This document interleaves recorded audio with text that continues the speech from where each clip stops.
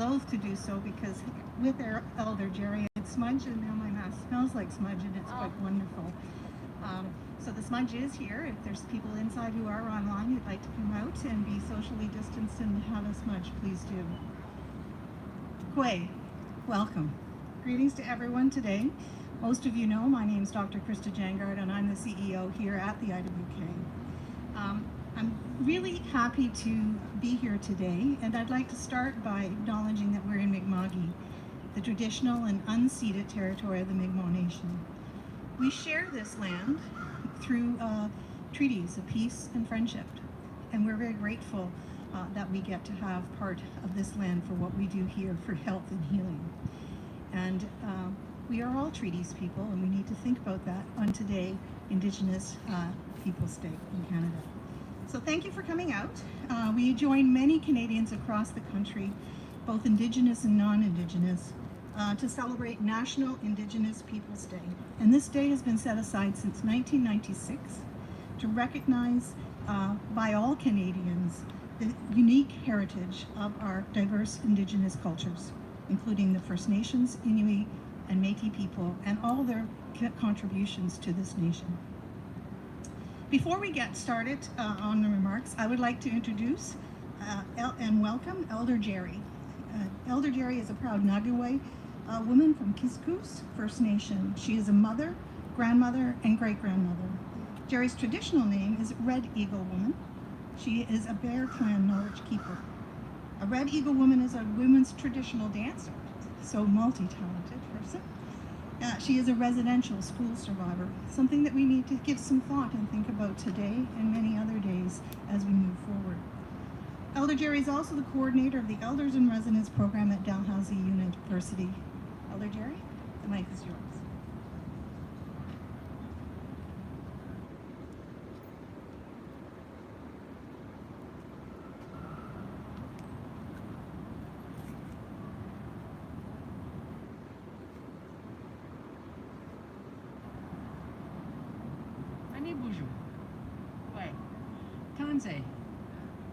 Those are different ways of greeting from different languages in our different nations.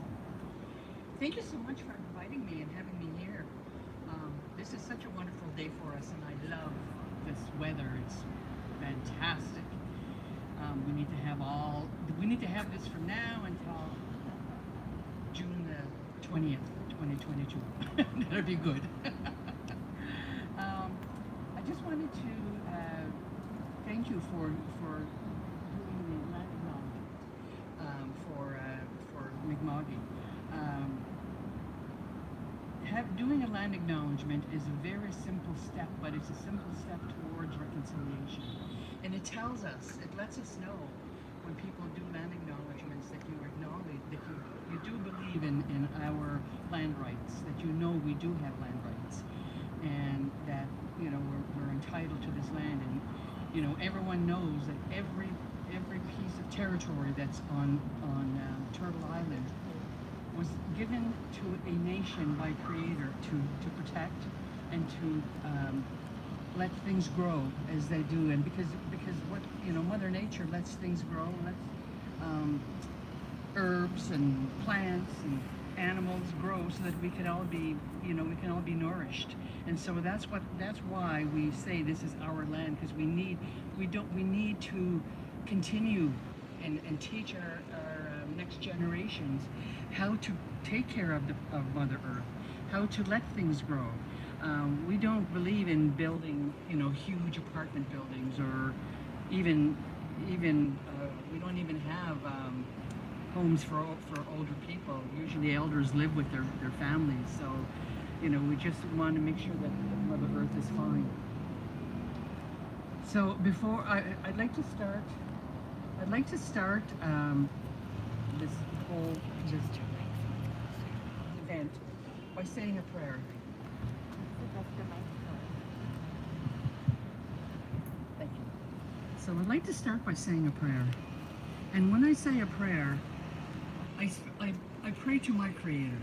I invite you all to join the prayer with me, but talk to who it is you talk to when you pray. I'm sure that our feelings are all going to be the same. Our words will be different, but our feelings will be the same, and it'll all, it'll all rise up to Creator. And when I start, I always speak my language first to let Creator and my ancestors know who I am and why I'm here. Ani bonjour, chiminito,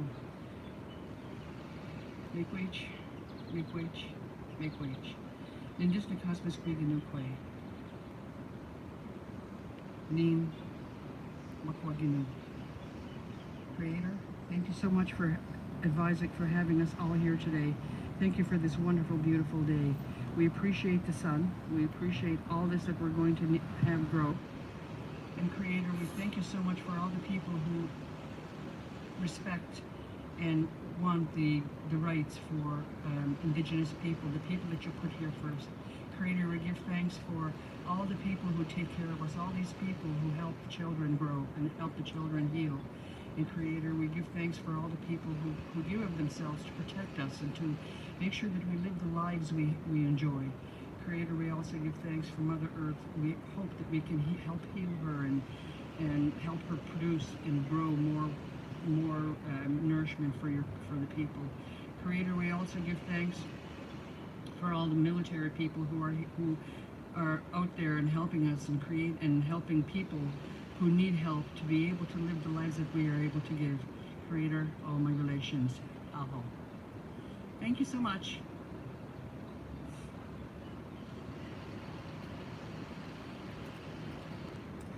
Thank you, Elder Jerry. It was wonderful. Thank you for your wisdom and sharing your knowledge with us and starting us on this day in such a good way.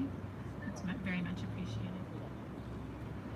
So good morning, everyone. My name is Annette Elliott Rose. I'm the VP Clinical Care and Chief Nurse here at the IWK. And today marks a celebration of Indigenous people's heritage. And I think it's really a great opportunity for us to reflect and to take a step back and really think about what that means for us here in Canada and what that means for us as settlers and non-Indigenous people. Above all, let's educate ourselves. And we had a session last week where someone said, let's be deeply awake. So we want to focus on being deeply awake, and which is much more than aware. And we want to be awake and aware of the truths and what this means for us as we work towards the calls to action for the truth and reconciliation work that we're all committed to doing. So as we come together collectively, as a nation, and here at IWK Health as an organization, we want platforms for truth, like today and ongoing in all the work that we do. And we know that we're so excited to hear, and just recently, that the federal government has committed to September 30th as being a national day, a holiday, a Memorial Day, a Remembrance Day, a deeply awake day for truth and reconciliation, and that's in response to the call to action number 80. And this holiday, which in addition to this day as National Indigenous Peoples Day, will be a time for Canadians to honor survivors, their families, their communities, the many impacts of residential schools, the many generational impacts of residential schools, and to ensure that there's public commemoration of the history and legacy of residential schools, and really a vital part of going on the journey together and that reconciliation process. We are all treaty people, and that's something that needs to sit with us, that we need to understand, and being deeply aware and awake. And on September 30th, in a few months' time, that will be that opportunity for us to really reflect on that, as it is today, as National Indigenous Peoples Day, for us to reflect on that.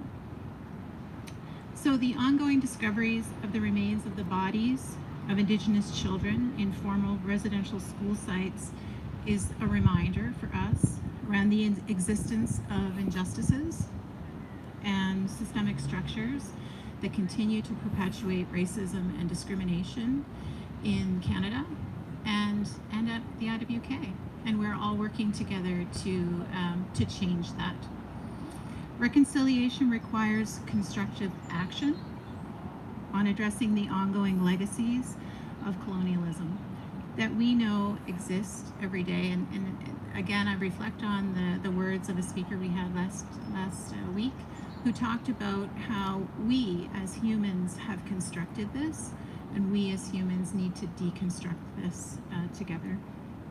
So we need to think about the destructive impacts on Indigenous people, on their education, their health, their cultures, their language, and their overall livelihood. In 2019, we began a process to create an Indigenous health strategy, and we've been working with an advisory committee with Indigenous partners for quite some time, and really the action or the energy around that has been focused on action and reconciliation, and also co-creation, so engagement with communities. And we've partnered together with them, and these are communities throughout the Maritimes, because the IWK health mandate is in the Maritimes. We've had a few setbacks due to COVID, but we're right on track and continuing with that good work. In the spirit of that good work, it's my pleasure, and I see her over there with her wonderful son, to introduce the IWK Health Indigenous Health Consultant, Courtney Pannell, and she started with us earlier this year in March, and has been doing some fabulous, exciting work with us and with partners for quite some time, and we're so pleased to have Courtney's experience and knowledge as we move forward together. So welcome, Courtney.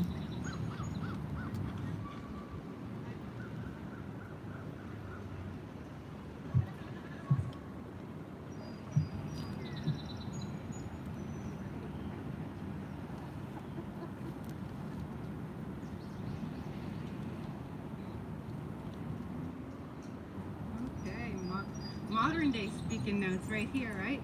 Bring the whole laptop. Woo! My day started like just in a whirlwind, but I'm so pleased to be able to be here with you all today. And so I'll start off with Deluise Courtney Pannell. Hello, my name is Courtney Pannell. I'm Mi'kmaq from Acadia First Nation, and my home community is Gold River First Nation in Chester Basin. Prior to becoming the successful candidate for this wonderful position, I worked as an RN with this wonderful organization for the past 6 years, specializing in children's cancer, kidney, and blood disease. I can't brag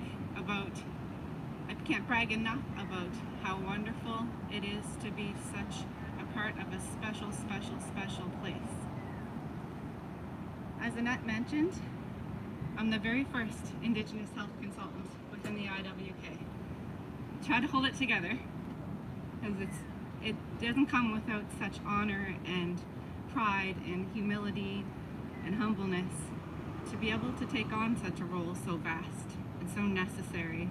And as everybody knows, there's been a lot of historical things and traumas and current and ongoing inequities within the healthcare system, and involvement of the well-being of Indigenous populations.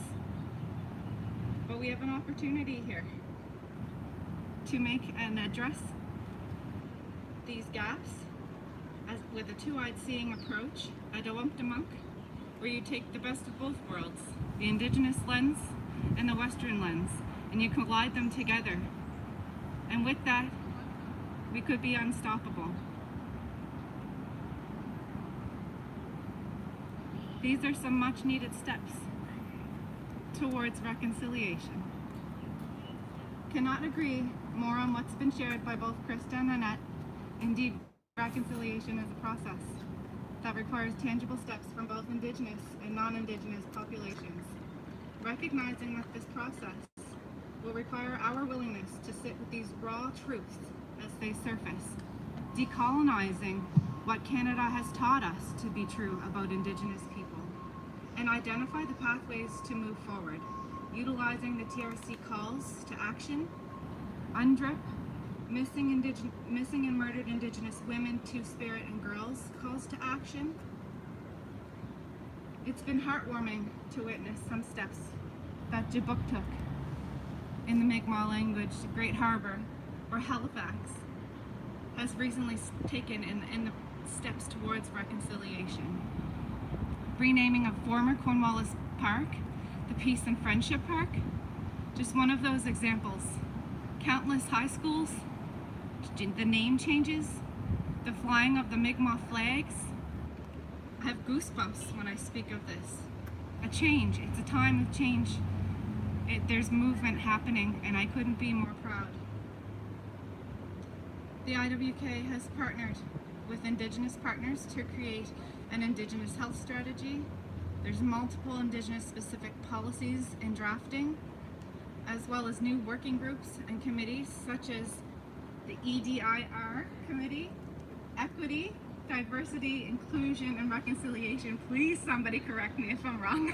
Oh, I got it. Great. And the committee itself comprises of some super special people that have first voice experiences when it comes to racism and discrimination. Those are the change makers. Those are the leaders. You have to be comfortable with being uncomfortable. We're gifted with a voice when we are born, and it's time to use it.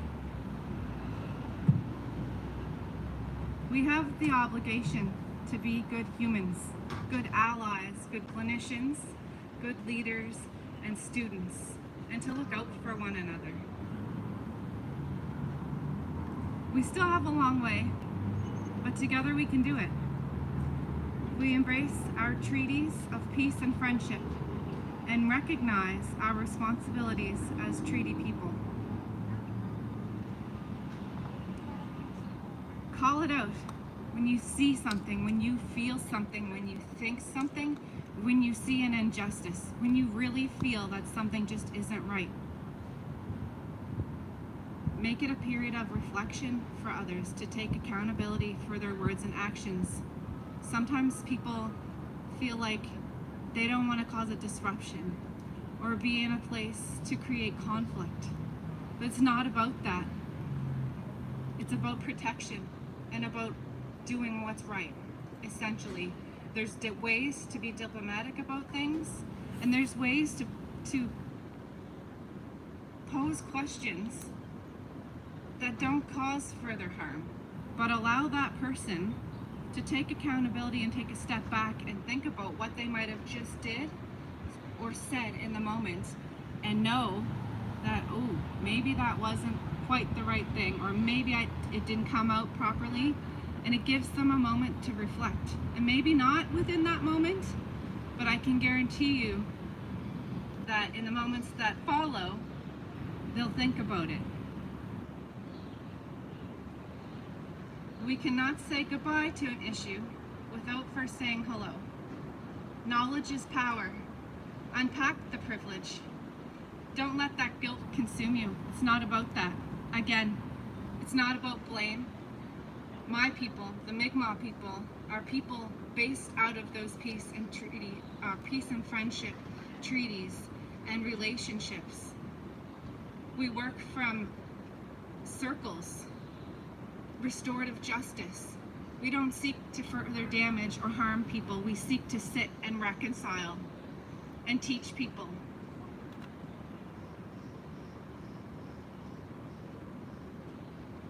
It's not about getting caught up in the guilt. It's not about white fragility. It's about learning those terms and understanding what you can give in a positive way as a non-Indigenous person to stop the hate.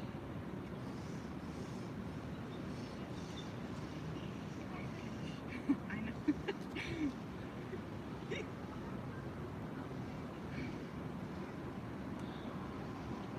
You're already equipped with the tools, is kind of what I'm saying. And if you still don't feel comfortable, just look around you and you can find somebody, a safe space, an elder, somebody who carries all the wisdom for many, many, many years, that's ready and willing to share, that want these things to come to an end as well.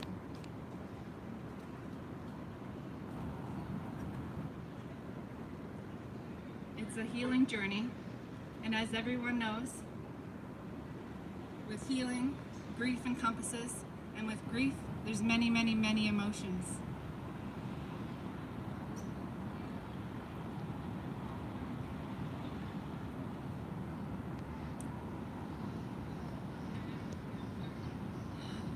I'll share with you that on Wednesday, I plan to host a meet and greet starting at noontime virtually. There will be a Zoom link posted on Pulse and other places of social media that people can access. And I look forward to having conversations. I look forward to people bringing difficult questions to me and asking me my expert knowledge in my young years of how we can better work together and really, really, really start to take those reconciliation steps. It's about taking action. Impact is greater than intent. And love wins every time. On that note as well, happy Pride Month. The Two-Spirit people in my culture are held in very high regard as they possess both masculine and feminine traits, which is a really, really special thing. Happy National Indigenous Peoples Day to all of my relatives across the globe. Imsit Nogama, all my relations, Walalio.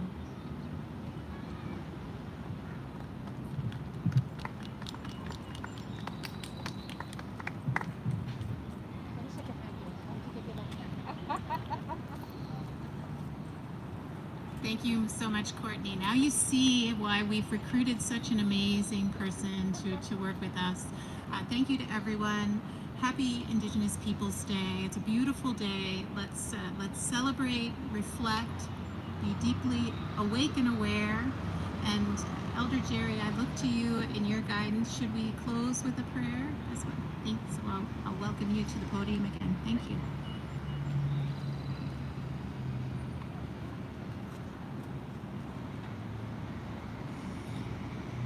That was a wonderful, wonderful, wonderful words that you had, Courtney. Perfect, perfect words, things that you taught people. That's wonderful. Those are all kinds of ways that gives them an idea of how to work towards reconciliation and how to recognize us as level, as equal people. And I thank all of you. I thank everyone here that comes and that came to listen and come to learn. It makes me feel wonderful. I mean, today is National Indigenous Day, so I've got many, many things to do today.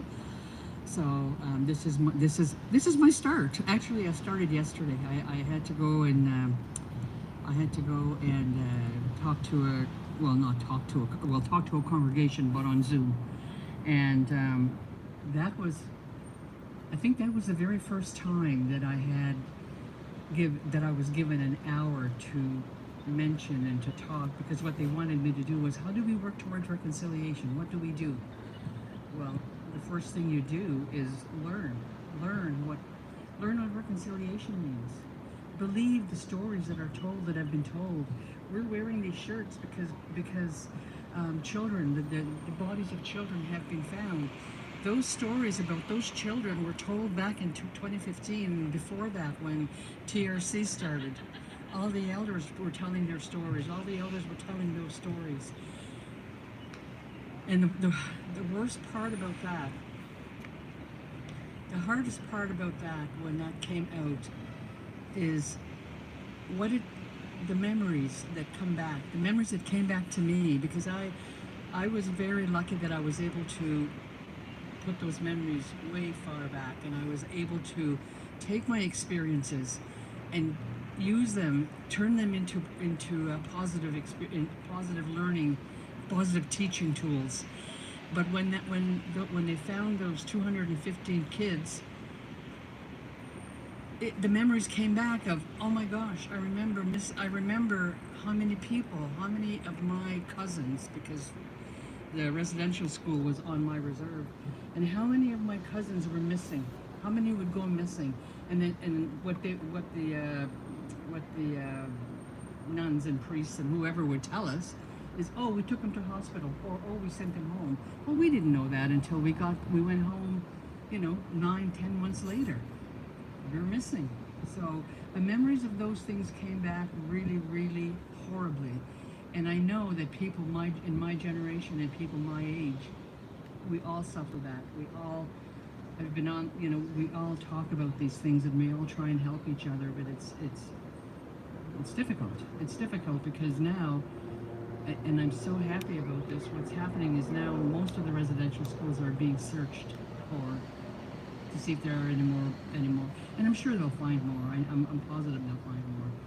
And the thing is, you know, a lot of the comments that I hear are, well, maybe they died from tuberculosis, maybe they died from the flu, well, it doesn't matter how they passed away. At least you should have told their families that they're gone, like not just throw them in a hole on the ground with, you know, 6 to 5 other people or however many. So I'm really happy that they're going to be found and they're going to be sent home. So I'm going to close this. Kichiminaju, Kizol, thank you so much for allowing me to come here and to listen to the teachings of a young lady, and thank you so much. I give thanks for allowing our children and our youth to learn all the stuff that they have learned and to be able to share it all. And Creator, I thank you so much for all the people here who are sharing all the feelings and sharing all the respect for the First Nations people. Creator, I ask that you keep us all safe. You keep us all safe and let us stay healthy. All my relations. Aho. Thank you.